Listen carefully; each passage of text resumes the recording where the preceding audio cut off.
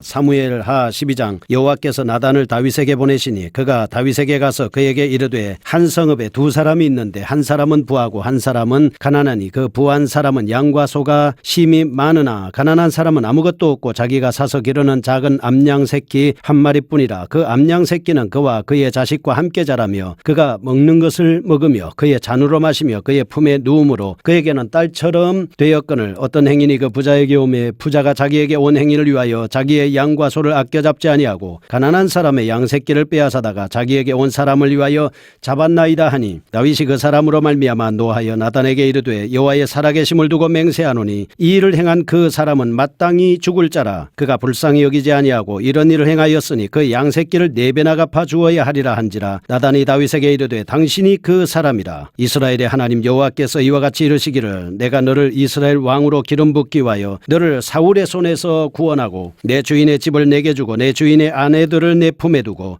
이스라엘과 유다 족속을 내게 맡겼느니라. 만일 그것이 부족하였을 것 같으면 내가 내게 이것저것을 더 주었으리라. 그러한데 어찌하여 내가 여호와의 말씀을 업신여기고 나보기에 악을 행하였느냐. 내가 칼로 햇사람 우리아를 치되 암몬 자손의 칼로 죽이고 그의 아내를 빼앗아 내 아내로 삼았도다. 이제 내가 나를 업신여기고 햇사람 우리아의 아내를 빼앗아 내 아내로 삼았은즉 칼이 내 집에서 영원히 떠나지 아니하리라 하셨고 여호와께서 또 이와 같이 이르시기를 보라 내가 너와 내 집에 재앙을 일으키고 내가 내 눈앞에서 내 아내를 빼앗아 내 이웃들에게 주리니 그 사람들이 내 아내들과 더불어 백주에 동침하리라. 너는 은밀히 행하였으나 나는 온 이스라엘 앞에서 백주의 일을 행하리라 하셨나이다 하니 다윗이 나단에게 이르되 내가 여호와께 죄를 범하였노라 하매 나단이 다윗에게 말하되 여호와께서도 당신의 죄를 사하셨나니 당신이 죽지 아니하려니와 이 일로 말미암아 여호와의 원수가 크게 비방할 거리를 얻게 하였으니 당신이 낳은 아이가 반드시 죽으리이다 하고 나단이 자기 집으로 돌아가니라. 우리아의 아내가 다윗에게 낳은 아이를 여호와께서 치심에 심히 앓는지라. 다윗이 그 아이를 위하여 하나님께 간구하되 다윗이 금식하고 안에 들어가서 밤새도록 땅에 엎드렸으니 그 집의 늙은 자들이 그 곁에 서서 다윗을 땅에서 일으키려 하되 왕이 듣지 아니하고 그들과 더불어 먹지도 아니하더라. 이래 말에 그 아이가 죽으니라. 그러나 다윗의 신하들이 아이가 죽은 것을 왕에게 아뢰기를 두려워하니 이는 그들이 말하기를 아이가 살았을 때 우리가 그에게 말하여도 왕이 그 말을 듣지 아니하셨나니 어떻게 그 아이가 죽은 것을 그에게 이를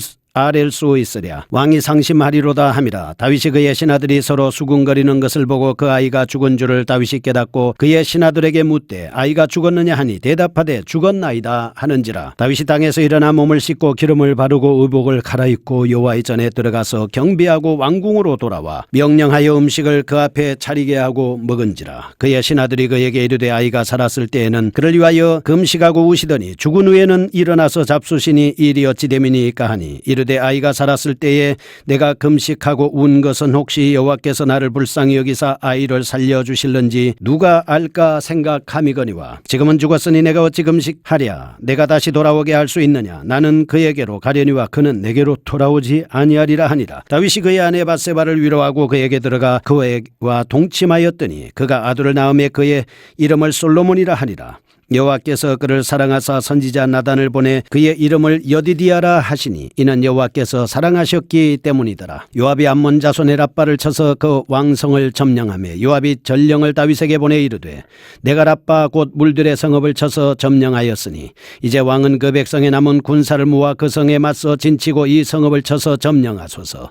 내가 이 성읍을 점령하면 이 성읍이 내 이름으로 일컬음을 받을까 두려워하나이다 하니 다윗이 모든 군사를 모아 랍바로 가서 그곳을 쳐서 점령하고 그 왕의 머리에서 보석 박힌 왕관을 가져오니 그 중량이 금 1달란트라. 다윗이 자기의 머리에 쓰니라. 다윗이 또 그 성읍에서 노력한 물건을 무수히 내오고 그 안에 있는 백성들을 끌어내어 톱질과 썰해질과 철도끼질과 벽돌구이를 그들에게 하게 하니라. 암몬 자손의 모든 성읍을 이같이 하고 다윗과 모든 백성이 예루살렘으로 돌아가니라. 아멘. 사무엘하 12장입니다. 11장에서 우리는 다윗이 정욕에 이끌려 급기야 모살의 죄까지 범하고 마는 것을 살펴보았습니다. 12장은 한순간의 실수로 죄악의 구렁텅이에 빠져 당황하는 다윗을 본래의 영광스러운 자리로 회복시키기 위해 역사하시는 하나님의 극진하신 사랑을 볼 수 있습니다. 1절에서 15절입니다. 이제 하나님께서는 다윗에게 나단 선지자를 보내서 그의 죄를 지적하십니다. 회개할 기회를 주시는 것이죠.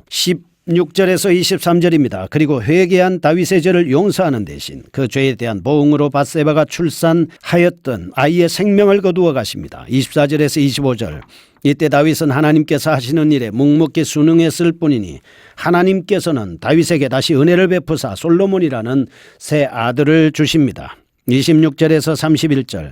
이상과 같은 말씀 끝에는 다윗이 암몬족 속의 수도 랍바를 함락시킨 사건이 언급되어 있는데 다윗이 우리아를 모살한 직후의 일이었습니다. 이상에서처럼 다윗 왕을 회복시키려는 하나님의 구체적인 역사가 시작된 때, 곧 나단 선지자가 다윗 왕을 찾아온 때에는 11장 27절에 의하면 다윗이 범죄한 후 적어도 10개월은 지난 때였습니다. 이와 같은 사실은 하나님께서 그동안 다윗에게 무관심했음을 보여주는 것이 그 반대로 다윗이 회개할 수 있는 충분한 시간을 주셨음을 의미한다고 볼 수 있습니다. 우리는 여기서 하나님의 택한 백성을 일시적인 감정에 따라 즉흥적으로 처벌하지 아니하시고 그가 회개하고 돌아올 때까지 오래 참으시고 기다리시는 하나님 아버지의 사랑을 볼 수 있습니다. 이처럼 하나님께서 최소한 10개월여의 시간을 주셨음에도 불구하고 다윗은 회개하지 아니한 채 하나님과 무관한 생활을 하고 있었습니다. 이는 아마도 다윗이 죄로 인해 양심이 무감각해졌기 때문이다, 이렇게 볼 수 있습니다. 하지만 하나님께서는 선지자 나단을 보내자 다윗의 심령과 골수를 쪼개셨으니 마침내 다윗이 회개하는 역사가 일어납니다. 기독교의 근본 진리 다시 한번 깨달을 수 있습니다. 무엇을 해야 되겠습니까? 죄를 지은 인간은 하나님 앞에서 회개해야 합니다. 회개할 때 하나님께서는 그를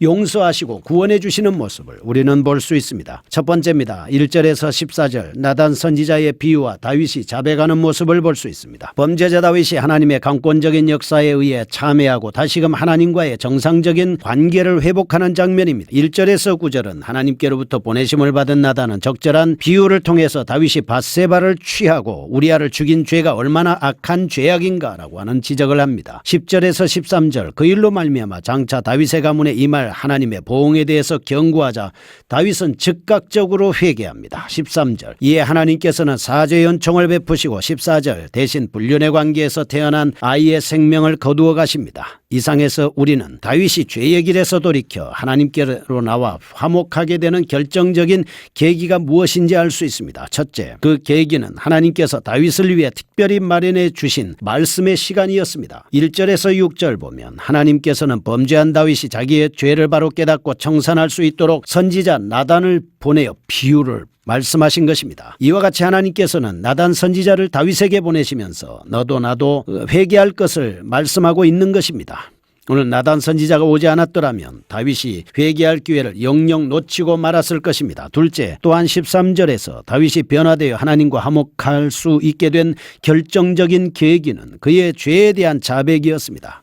자기의 죄를 정확하게 지적하는 나단 선지자의 책망에 왕이라는 신분도 잊어버린 채 자기의 죄를 솔직하게 자백하는 장면을 볼 수 있습니다. 이 자백에 대한 상세한 기록이 시편 32편 51편을 보면 자세하게 나와 있습니다. 여기서 우리는 죄인이 하나님과 화목하게 될 수 있는 비결을 발견할 수 있습니다. 첫째, 각양각색의 통로를 통해 우리의 양심을 두드려 주는 하나님의 말씀의 귀를 기울여야 합니다. 둘째, 말씀의 권위 앞에 자기의 외적인 모든 신분의 옷을 벗어버리고 셋째, 겸손히 그리고 솔직하게 자기의 죄를 토설해야 하는 것입니다. 두 번째입니다. 15절에서 25절 아이의 죽음과 솔로몬의 출생입니다. 15절에서 23절에 보면 다윗과 밧세바 간의 불륜으로 인해 태어난 아이의 생명을 거두어 가시죠. 23절에서 24절 대신 은혜를 베푸사 새로운 아이 솔로몬을 주시는 장면입니다. 15절에서 18절 하나님께서는 다윗이 금식하며 기도하여 였음에도 불구하고 이미 작정한 대로 죄의 열매인 아이의 목숨을 거두어 가신 겁니다. 그런데 이런 본문에서 우리는 이제 다윗의 신앙 인격이 원래의 상태로 회복되었음을 확인할 수 있습니다. 두 가지 점에서 그렇습니다. 첫째, 다윗의 양심이 회복되었습니다. 다윗은 죽어가는 어린아이의 비참한 모습을 보면서 말할 수 없는 양심의 고통을 느꼈습니다. 특히 그 아이가 자기의 죄 때문에 죽어가고 있다는 사실로 인해 그는 괴로움에 빠져 있었습니다. 16절 식음을 전폐했습니다. 아이를 위해 마지막 마지막으로 최선을 다해 하나님 앞에 기도하는 장면입니다. 우리는 다윗이 자기의 죄에 대하여 참으로 안타까워하며 자기의 실수를 미워하는 자기 양심의 회복을 목격할 수가 있습니다. 무감각한 양심으로 지내오다가 이제는 참으로 죄를 회개하는 정결한 양심의 소유자가 된 것입니다. 둘째, 하나님께 순복하는 자세입니다. 19절에서 20절 말씀을 보시면 다윗이 자신의 간구에도 불구하고 아이가 죽었습니다. 하나님께 경배하면서 다시 음식을 먹었습니다. 그런데 그의 이와 같은 방향 전환은 갑작스러운 변덕이 아니라 아이를 죽이신 하나님의 결정에 대한 신앙의 대응이었습니다. 한 번 죽은 아이는 이제 결코 나올 수 없다는 걸 알고 있기 때문에 하나님의 결정에 순응하는 것입니다. 22절에서 23절 말씀에 보면 다윗은 자신의 죄인 중이라도 괴수라고 하는 사실을 알고 그는 하나님의 말씀에 철저하게 순종하고 순복하는 모습을 볼 수가 있습니다. 우리는 이런 다윗의 모습 속에서 하나님의 뜻을 마구 어기고 자기의 욕심적 소유대로 행하던 그가 이제 완전히 변화되어 하나님의 뜻에 절대 순종하는 신앙을 회복하였음을 목격할 수가 있습니다. 그리고 또한 참된 회개는 단지 죄악을 뉘우치는 정도가 아니라 하나님께서 선물로 주신 선한 양심이 회복됨과 동시에 하나님의 말씀과 그 뜻에 절대 순종하며 살아가는 실제적인 인격의 변화다라고 하는 것을 알 수 있습니다. 24절에서 25절 다윗 왕은 하나님으로부터 솔로몬이라는 귀한 아들을 선물로 받습니다. 첫째, 하나님께서 진정한 회개자의 옛죄는 기억하지도 않으신다. 둘째, 그에게 또다시 풍성한 복을 누리게 하신다. 은혜로운 진리를 알게 합니다. 셋째, 하나님께서는 우리에게 이렇게 복을 주신다는 것을 알 수가 있습니다. 성도의 죄에 대해서 하나님의 보응하시는 모습을 살펴보겠습니다. 첫째, 하나님께서 이와 같이 하시면 하나님께서 거룩하시며 공의로우신 분이기 때문에. 둘째, 하나님께서는 성도로 하여금 죄의 결과가 얼마나 혹독한 것인가를 체험케 해서 깨닫게 합니다. 셋째, 성도의 죄에 대한 하나님의 보응은 비그리스도인들에게 내리시는 하나님의 진로와 본질상 다르다고 볼 수가 있겠습니다. 세 번째입니다. 랍바성의 함락을 볼 수 있습니다. 26절에서는 다윗이 암몬족 속의 왕성인 랍바를 함락시킵니다. 예루살렘으로 귀환한 데 대한 기록입니다. 군장 요압의 활약에 힘입어 랍바성은 거의 함락 지경에 놓여 있다가 27절에서 28절 요압의 전가를 다윗이 받고 29절에서 31절 다윗이 군사를 이끌고 랍바를 치니 이는 함락되고 만 것입니다. 그런데 사실 이러한 랍바성 함락 사건은 솔로몬 출생 이전의 사건입니다. 이는 우리아가 전사한 후 솔로몬의 출생 이전에 일어난 사건이었다라고 하는 것을 볼 수가 있습니다. 우리는 여기에서 아직 다윗이 회개하지 아니한 때임에도 불구하고 하나님께서 이스라엘로 승전하게 하신 사실을 발견할 수가 있습니다. 하나님께서는 범죄자 다윗으로 하여금 직접 암몬성의 최후를 목격하게 하시고 원수를 멸망시키는 큰 기쁨을 맛보게 하셨던 겁니다. 그러면 하나님께서 이처럼 다윗에게 승리를 안겨준 이유는 무엇일까요? 그것은 회개하게 하기 위함이었습니다. 우리는 이러한 역사를 통해서 다음과 같은 하나님에 관한 지식을 얻을 수 있습니다. 첫째, 하나님께서는 성도의 죄에 대하여 즉시 보호하지 않으신다. 둘째, 하나님께서는 성도가 큰 죄에 빠졌을지라도 회개하면 용서하신다. 셋째, 하나님께서는 성도가 연약하여 큰 실수를 범하였을지라도 끝내 승리하기를 원하신다. 넷째, 하나님께서는 하나님의 백성을 괴롭히는 모든 악의 세력을 철저하게 심판하신다라고 하는 것을 알 수 있습니다. 하나님 아버지 감사합니다. 우리가 하나님의 말씀으로 회개하며 승리하는 역사가 있게 하여 주옵소서. 예수님의 이름으로 기도합니다.